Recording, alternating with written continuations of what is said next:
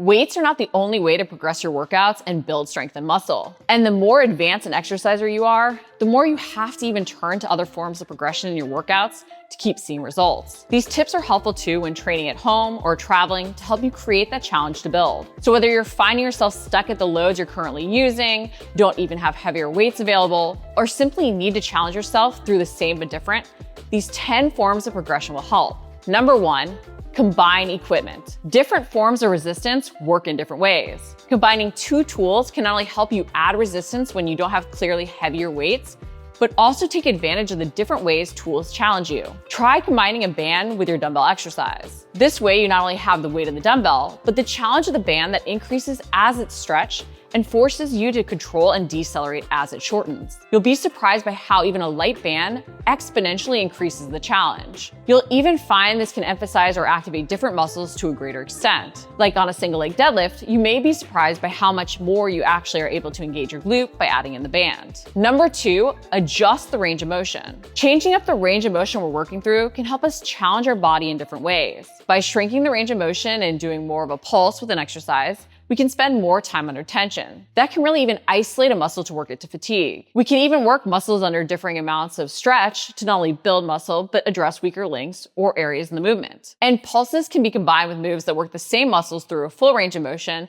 to take muscles closer to failure when we don't have heavier weights. We can also increase the range of motion for exercises to increase the difficulty of a move and load the muscle under greater stretch. Loading a muscle through a greater stretch has been shown to not only improve muscle gains, but also helps you create stability and strength through a full range of motion, so that mobility work you're doing can truly pay off. Number 3, create instability. When we think about making a move more unstable, we may go straight to adding in an unstable surface like doing a move on a balance board or BOSU. And while these are ways to create instability and force muscles to really activate more and work harder to stay balanced, instability can also be created through a bilateral or 2-leg or arm movement and making it unilateral or single-leg or arm exercise. Exercises can be included all along that continuum, from 2-sided to 1-sided, as well as based on our exact needs and goals, and even to use progression through the same but different. For an example of this continuum, you could do a full 2-legged deadlift variation, an 80-20 variation, a slider variation, a bench variation, a hand-assisted variation, or you could move to the full single-leg deadlift. And even if you can do the full single leg,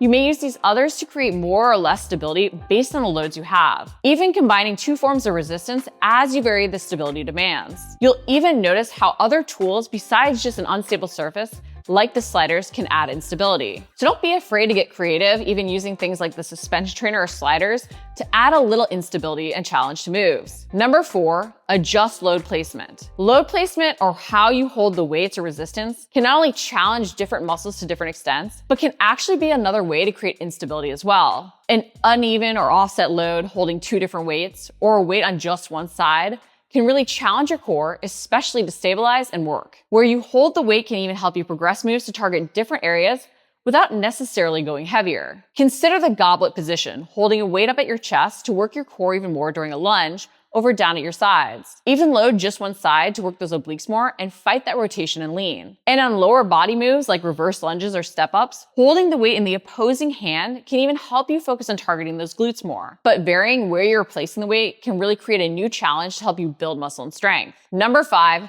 change up the tempo of moves. This can mean pausing and holding moves, it can mean slowing them down or even speeding them up, based on your goals for the exercise. But adjusting the pace at which you're doing moves can really have an impact on whether you're even working to build power or strength. And both improving your strength and your power can help you build muscle overall. Don't be afraid to even use different tempos throughout the same move. You may slow down the lower down in a pull-up, but return to the top quickly. You may even add in pauses at different points in the move to work on weaker areas. Slowing down the eccentric especially, or the part of the move where the prime mover is lengthening, can not only lead to greater muscle gains, but can even allow you to do a more advanced variation of an exercise than you would otherwise be able to do. And this can help you further build strength. I love using this technique, especially to build up moves like the push-up or pull-ups. Number 6, spend more time under tension. Tempos can really have an impact on your time under tension, but I wanted to mention time under tension, and specifically more time under tension, as its own form of progression for a specific reason. Because you can also impact time under tension through range of motion and even workout design. With time under tension, you're getting a muscle to spend more time working. Slowing down the tempo of a move makes a muscle work for longer, but so can adjusting the range of motion, both increasing it, but but also shrinking it. In moves like even the get up lunge, you're increasing the range of motion of a basic lunge to go all the way down to the ground,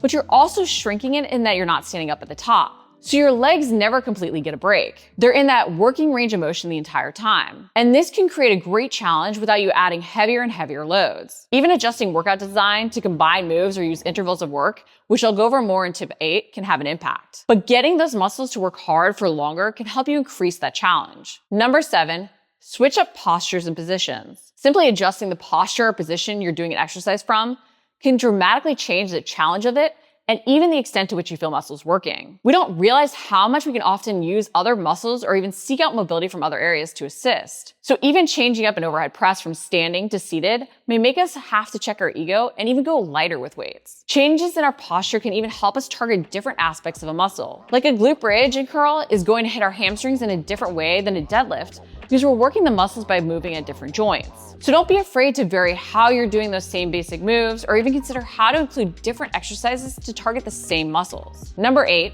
vary your workout design. We can often get very married to a specific way of programming. I often see people really turning to those body part splits over the weeks and workouts with one move done in isolation. Or they need a specific interval or circuit design. But we need to realize that sometimes varying up our reps, sets, rest intervals, and such can really have an impact on how we're challenging our bodies. Especially when you don't have heavier weights, consider timed intervals of work to help you push past failure and do those few extra reps. Consider even back-to-back intervals working the same area, but with one move that's more compound and one that's done for isolation. This combination of isolation and compound can even be key if you don't use intervals but do count reps and sets. While we may often do a superset when we have heavier weights to allow one area to rest as the other works, sometimes doing back-to-back moves for the same muscle group can help us work it closer to fatigue when we don't have heavier weights to challenge ourselves with. And don't be afraid to use different rep ranges. If you can challenge yourself for 6 reps, great. But if you then have another move that you need 15 or even 20 reps to feel add up, don't be afraid to use both rep ranges even in the same series. But realize that how you adjust exercise order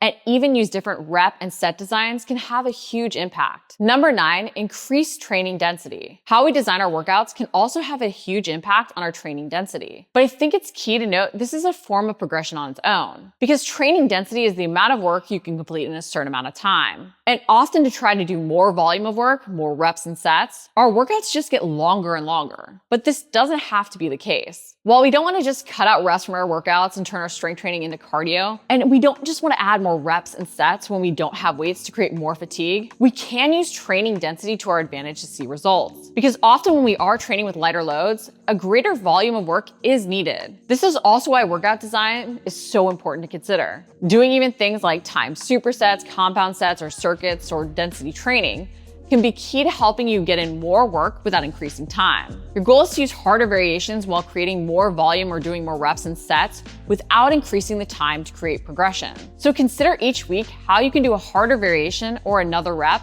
but in that 10 to 15 minutes you've already set aside for the series. Number 10, adjust your workout schedule. Many of us may have grown up seeing those body part split workout schedules where each day you work a different area. But not only have studies shown that more frequently working an area 2 to 3 times a week can be beneficial, but the more you don't have loads to challenge you, the more you do want to use volume of work or even training density to your advantage. And this isn't just in a single workout, but even something to consider over an extended timeline of a week. If you're training with limited tools or struggling to build an area, consider adjusting your workout split. Consider more full body workouts or even hemisphere, dividing routines into upper and lower workouts. You can even do an anterior-posterior split, focusing more on those front-side, backside muscles in each routine. But vary what you're including in your workouts to create that progression, down to even using different tools, different moves, different tempos, all of these other forms of progression over the week to see results. Remember, we can create a challenge and see better results through not just adding weights, but using these other 10 forms of progression. Which will you include in your workouts for a new challenge?